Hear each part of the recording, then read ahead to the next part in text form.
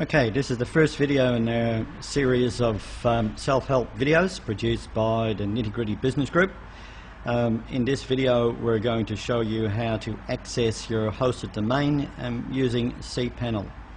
For this exercise we're going to use one of our existing domains. That domain name is wecreateebooks.com, and we'll use that domain in the example so that you will learn how to access your control panel and install programs, set up emails and create a fully functional website. So the first thing we need to do is we need to go to our domain, and that is wecreateebooks.com. So let's do that.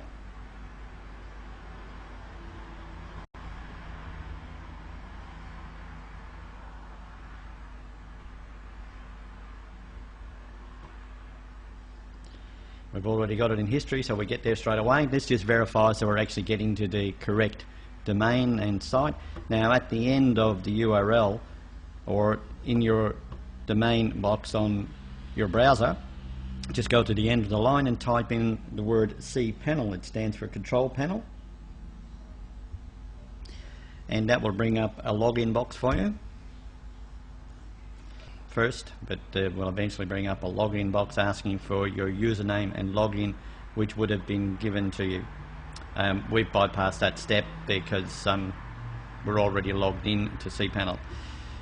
So when you get to cPanel, you'll see a variety of options available to you. All the boxes are pretty well self-explanatory. We've got a promotion box up here that you can access various sites to help promote your website.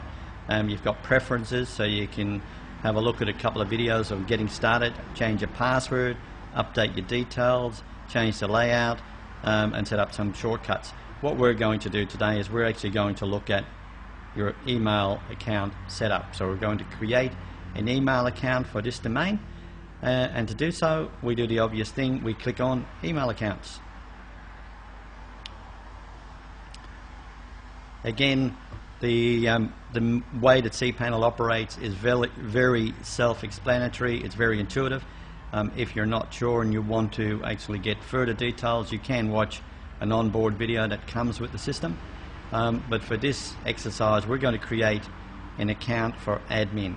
So we've got our domain name on your hosted domain. It will have your domain name sitting here. So we're just going to type in the new email account that we want, and that's admin. So admin, and we look for a password. To create the password, we just type in, I would suggest 8 letters. Try and make it so that it's not guessable. Don't use your name or the domain name or something similar, or your birth dates, because it needs to be a secure access password. Use 8 letters. In this case we'll go, you can't see what I'm typing because I'm actually doing it. What I've typed in is not a great password, but it will do for this exercise. So we've got that there. And we need to type the password again to verify it. So we'll do that. And you need to set the quota. The quota we'll actually create for this particular email account. We'll actually use 50 meg. 50 meg is quite ample because it's cleared out every day and you get your 50 meg back. So as long as you don't leave your email on the server and use another program and delete your old emails, 50 meg should be quite ample for most people. Now I just noticed that we've actually already created admin, so we won't be able to do it in this exercise. So I'm just going to change the name to admin1 so we can follow through, and we'll create the email account. And that's how simple it is. The email account for admin1 at wecreateebooks.com with a login of admin1. And when you actually log into your email account, you would actually use the @ symbol, not the plus symbol. So we've got admin1 at wecreateebooks.com with a quota of 50 megabytes, and it was successfully created. Do you wish to create another account to work with a mail client?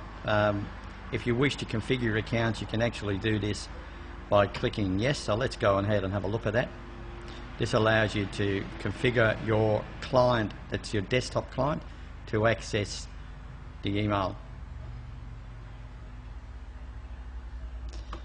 You select the client on your desktop that you're using. If it's Outlook Express, then you would normally select the Outlook Express POP3, or if it's Outlook 2000, again you would select the Outlook Express POP3. So let's have a look at that. It tells you here that it's actually, this will automatically install the proper mail settings for the username account on Microsoft Outlook Express. Please close all running Outlook copies. So you just follow the prompts in this case. We're actually not going to do it because we don't have Outlook Express. We're actually running on a Mac. So we'll probably get an error after this.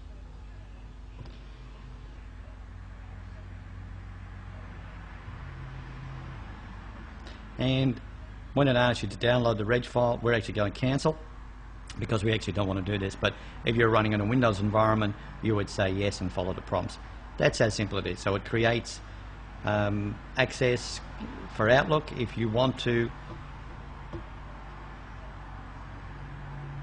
access the email via the web, then you would simply access your domain name followed by webmail, and we will cover that in another video.